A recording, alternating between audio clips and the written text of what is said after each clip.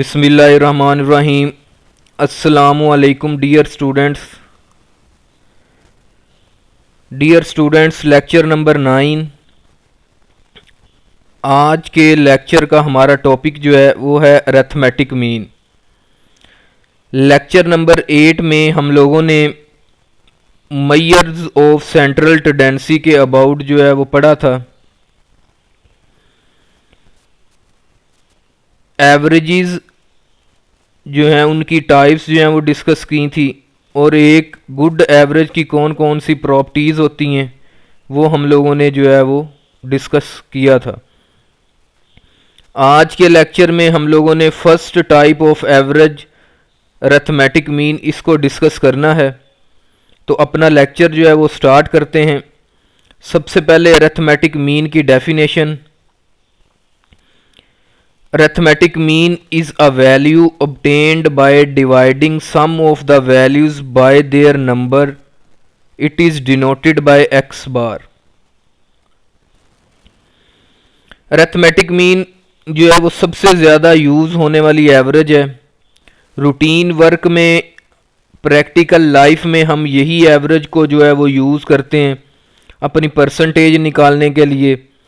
कोई जो है मतलब कि एवरेज निकालने के लिए, किसी भी न्यूमेरिकल वैल्यूज़ की एवरेज निकालनी हो तो हम ज़्यादातर अरिथमेटिक मीन को यूज़ करते हैं।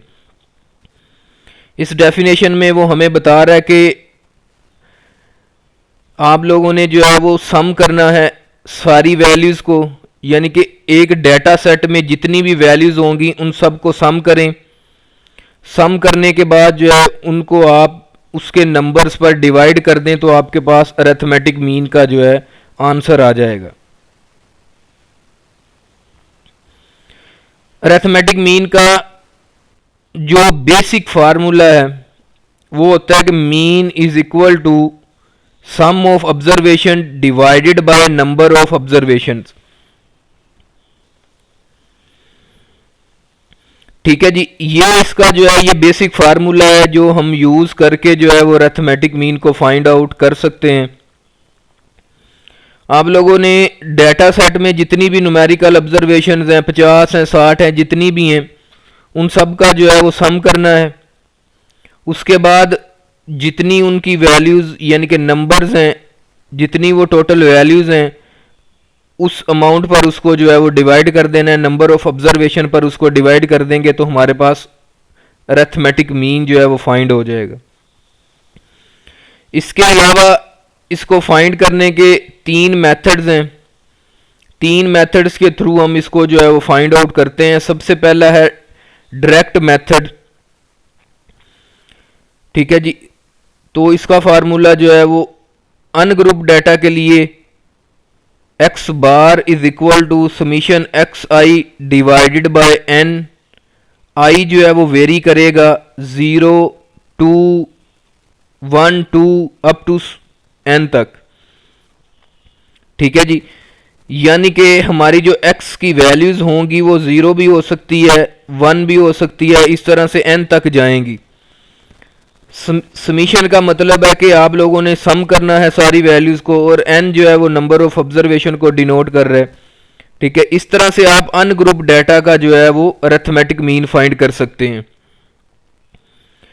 अनग्रुप डाटा से क्या मुराद है कि आप लोगों ने उसका फ्रीक्वेंसी डिस्ट्रीब्यूशन ना बनाया हो, उसको टेबल में कन्वर्ट नहीं किया, सिंपल आपके पास जो है वो डाटा एक पेज के ऊपर पड़ा है, सारी की सारी वैल्यूज़ वैसे ही लिखी हुई हैं रैंडमली। ठीक है, उसको आपने ना फ्रीक्वेंसी डिस्ट्रीब्यूशन में कन्वर्ट किया है, ना उसकी कोई सॉर्टिंग की है, ना कोई अरेंजमेंट की है, वैसे का वैसा डाटा आपका जो है वो पड़ा है। उस डाटा को आप अनग्रुप डाटा कहेंगे। और अगर आप उस डाटा को फ्रीक्वेंसी डिस्ट्रीब्यूशन में कन्वर्ट कर देंगे तो फिर वो ग्रुप डाटा बन जाएगा। तो ग्रुप डाटा का अरिथमेटिक मीन हम लोगों ने ये सेकंड डायरेक्ट फार्मूला जो है वो लिखा हुआ है, x bar is equal to summation f x divided by summation f. इसके ज़रिए जो है वो हम अपना अरिथमेटिक मीन जो है वो फाइंड कर सकते हैं। ठीक है जी, उसके बाद change the origin and scale. हम अपने डाटा का जो है वो ओरिजिन और स्केल चेंज करके भी अरिथमेटिक मीन फाइंड कर सकते हैं। उसमें क्या होता है कि अगर आप अपने डाटा का चेंज ओरिजिन करना चाहते हैं, सिर्फ ओरिजिन पहले जो है वो समझ लें कि चेंज ऑफ ओरिजिन क्या चीज़ होती है। सपोज आपने अपने डाटा में कोई भी क्वांटिटी, कोई भी न्यूमेरिकल वैल्यू जो है वो एक सिंगल न्यूमेरिकल वैल्यू अपने डाटा में जो है वो ऐड कर दी है या उसको सब्ट्रैक्ट कर दिया है पूरे के पूरे डाटा से, तो वो आप अपने डाटा का ओरिजिन चेंज कर रहे हैं। और अगर आप चेंज ऑफ स्केल की बात करें, यानी कि चेंज ऑफ स्केल कब होगा कि अगर आप अपने डाटा में से कोई भी वैल्यू जो है उसके साथ मल्टीप्लाई कर देते हैं या डिवाइड कर देते हैं, तो उसका मतलब है कि आपने अपने डाटा का स्केल चेंज कर दिए। To reduce the computational labour and save time we can change the origin and scale of data. ये हमारी कंप्यूटेशन को जो है रिड्यूस कर देता है, उसके बाद हमारा टाइम जो है इसको जो है वो सेव करता है। ठीक है जी। The transformation is particularly useful for calculation based on group data. ज़्यादातर जो change of origin and scale किया जाता है वो ग्रुप डाटा पर जो है वो ज़्यादा यूजेबल है।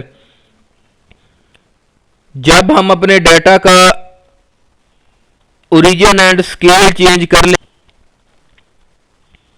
जब हम अपने डाटा का चेंज ओरिजिन एंड स्केल कर लेंगे तो फिर वो शॉर्टकट मेथड बन जाएगा। शॉर्टकट मेथड को फाइंड आउट करने का फार्मूला अनग्रुप डाटा के लिए x bar is equal to a plus summation d over n. ठीक है जी। ये फार्मूला यूज करके डी जो है आप अपना ओरिजिन चेंज कर रहे हैं डाटा का, तो वो क्या हो जाएगा कि डी का फार्मूला जो है वो d is equal to x minus a. X minus a जो है यानी कि एक्स में से आप कोई भी न्यूमेरिकल वैल्यू जो है वो ए माइनस कर दें तो आपका ओरिजिन चेंज हो जाएगा। ए जो है वो कोई भी कांस्टेंट वैल्यू हो सकती है। ठीक है। ये अनग्रुप डाटा के लिए शॉर्टकट मेथड है। ग्रुप डाटा के लिए शॉर्टकट मेथड जो है वो ये है कि x bar is equal to a plus summation f d over summation f. ठीक है जी। डी जो है यहां पर ओरिजिन चेंज ओरिजिन को शो कर रहा है, एफ जो है वो फ्रीक्वेंसी है, और सम इनका आप लोग करके इसके बाद फ्रीक्वेंसी के सम से डिवाइड कर दें तो आपके पास अरिथमेटिक मीन जो है वो फाइंड आउट हो जाएगा।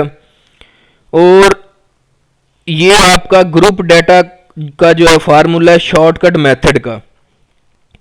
ठीक है जी। अगर आप अपने डाटा का सेम टाइम में ओरिजिन भी चेंज कर रहे हैं और स्केल भी चेंज कर रहे हैं तो फिर वो मेथड जो है वो कोडिंग और स्टेप डेविएशन मेथड जो है वो बन जाएगा। फिर जो है वो यू अनग्रुप डाटा का जो फार्मूला बनेगा वो देख लें। X bar is equal to a plus summation u over n multiply h. U जो है ये एक नया वेरिएबल आपके पास बन जाएगा जो शो कर रहा होगा कि आपने डाटा का ओरिजिन और स्केल दोनों चेंज कर दिए हैं। तो u को फाइंड करने का फार्मूला क्या है, a x minus a divided by h. A जो है वो कोई भी कांस्टेंट हो सकता है और h जो है वो आपके पास क्लास इंटरवल यानी कि two consecutive lower class limits का डिफरेंस या two consecutive upper class limit का डिफरेंस जो है वो आपका क्लास इंटरवल होता है। वो आप लोगों ने लेकर यहाँ पर जो है वो पुट करना है न्यूमेरिक वैल्यू, तो आपका u जो है वो क्रिएट हो जाएगा। ये कोडिंग मेथड है अनग्रुप डाटा के लिए। इसी तरह से सेम आप ग्रुप डाटा के लिए कोडिंग मेथड का जो फार्मूला यूज करेंगे वो भी सेम यहाँ पर लिखा हुआ है। X bar is equal to a plus summation f u divided by summation f multiply h. सिर्फ यहाँ पर फ्रीक्वेंसी जो है उसको आपने मल्टीप्लाई करना है अपने u के साथ। ठीक है जी। और उसके सम को जो है वो फ्रीक्वेंसी के सम को उसके साथ जो है वो डिवाइड करेंगे। ठीक है जी। ये तीन मेथड हैं अरिथमेटिक मीन को फाइंड आउट करने के लिए। आप ये फार्मूले जो हैं वो अच्छी तरह से इनको याद कर लें। काफ़ी ज़्यादा इंपॉर्टेंट एवरेज है पेपर पॉइंट ऑफ व्यू से। एक्सरसाइज में इसके काफ़ी ज़्यादा न्यूमेरिकल क्वेश्चन जो हैं वो प्रोवाइड हैं, आप वहाँ से इसकी जो है वो प्रैक्टिस करें। ठीक है जी। इसके बाद जो है वो हमारा नेक्स्ट आर्टिकल जो है the arithmetic mean has following properties. ठीक है जी। अरिथमेटिक मीन की चंद इंपॉर्टेंट प्रॉपर्टीज़ हैं। ये प्रॉपर्टीज़ जो हैं वो आप लोगों को आनी चाहिए। तो फर्स्ट प्रॉपर्टी जो है वो डिस्कस करते हैं। The sum of deviation of observation x i's from their mean x bar taken with proper sign is equal to 0। ठीक है जी, यानी कि अगर आप किसी भी डेटा का अरिथमेटिक मीन फाइंड करते हैं, उस अरिथमेटिक मीन को आप सारी की सारी ऑब्जर्वेशन में से माइनस करेंगे। माइनस करने के बाद अगर आप उस कॉलम का सम करते हैं तो वो जो है आपके पास उस कॉलम का सम जो है वो 0 के इक्वल आएगा हमेशा। ये फर्स्ट प्रॉपर्टी है। उसके बाद second property, it is desirable to calculate the combined mean of 2 or more sample mean using the individual sample mean and their sample size. It would be denoted by XC। ठीक है जी, मतलब कि अगर आपके पास 2 या 2 से ज्यादा सैंपल्स मीन हैं, ठीक है जी, सैंपल आप लोगों ने 2 या 2 से ज्यादा कलेक्ट कर रखे हैं पॉपुलेशन में से, हर सैंपल का आपने मीन फाइंड किया है, ठीक है जी, तो आप उन सब का कंबाइन मीन जो है वो फाइंड कर सकते हैं। ठीक है जी, उसके बाद third property, the sum of square deviation of x i's from the mean x bar is minimum in order word summation into xi minus x bar whole square less than equal to summation xi minus a whole square where a is an arbitrary value other than mean। ठीक है जी, मतलब कि अगर आप अपने observations में से x observations में से कोई भी न्यूमेरिकल वैल्यू, कोई भी आर्बिट्रेरी वैल्यू जो है उसको जो है वो माइनस करते हैं, उसके बाद उसका स्क्वायर करते हैं, स्क्वायर करने के बाद उसका सम करेंगे तो वो आपका मिनिमम आएगा। ठीक है जी, यहां पर देख लें फर्स्ट जो ये क्वांटिटी है इसमें एक्स बार आ रहा है, अगर एक्स बार से करेंगे तो वो इक्वल 0 के आ जाएगा, और अगर ए से करेंगे तो वो आपके पास मिनिमम आएगा हमेशा। ठीक है जी, उसके बाद फोर प्रॉपर्टी जो है, if y i is equal to a x i plus b, ठीक है जी, आई जो है वो i vary from 1 to up to n where a and b are any 2 numbers, यानी कि अगर आप इसको स्ट्रेट लाइन की इक्वेशन पर पुट करते हैं तो आप इजीली इसका मीन जो है वो फाइंड कर सकते हैं। 5 प्रॉपर्टी जो है arithmetic mean affected by change origin and scale. ठीक है जी, यानी कि अगर आप डाटा का ओरिजिन एंड स्केल चेंज करते हैं तो अरिथमेटिक मीन के आंसर्स पर उसका अफेक्ट होगा। 6 property arithmetic mean of a constant is constant itself, यानी कि अगर आप अरिथमेटिक मीन जो है वो किसी कांस्टेंट वैल्यू का फाइंड करते हैं, यानी कि आपके पास 5 जो है वो 5 टाइम रिपीट हो रहा है किसी डाटा में, और उस 5 का आप मीन अरिथमेटिक मीन फाइंड करेंगे तो वो उसका आंसर जो है वो 5 ही आ जाएगा आपके पास।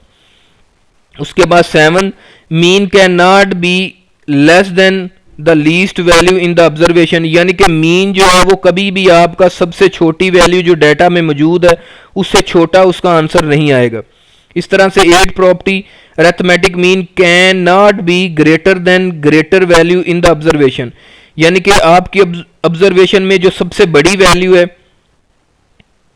अरिथमेटिक मीन का आंसर उस बड़ी वैल्यू से कभी भी बड़ा नहीं आएगा। 9th प्रॉपर्टी जो है अरिथमेटिक मीन में बी 0 पॉजिटिव और negative depending upon the observation. अच्छा जी, 9वीं प्रॉपर्टी जो है इसमें वो कह रहा है कि आपका अरिथमेटिक मीन का आंसर जो है वो 0 के इक्वल भी आ सकता है, पॉजिटिव भी आ सकता है, या फिर नेगेटिव भी आ सकता है, डिपेंडिंग अपॉन ऑब्जर्वेशन। सारी की सारी ऑब्जर्वेशन पर डिपेंड करता है कि अगर आपका डाटा जो है वो नेगेटिव वैल्यूज पर मुश्तमिल है, पॉजिटिव वैल्यू पर मुश्तमिल है, या दोनों का मिक्सचर है, यानी कि आधी पॉजिटिव है आधी नेगेटिव है, तो फिर 0 के इक्वल भी आ सकता है। ठीक है जी, तो ये आज का हमारा लेक्चर जो अरिथमेटिक मीन के अबाउट था, इसकी प्रॉपर्टीज काफ़ी इंपॉर्टेंट है। ठीक है जी, उम्मीद है कि आपको अरिथमेटिक मीन को कैलकुलेट करने का पता चल गया होगा। Thank you very much.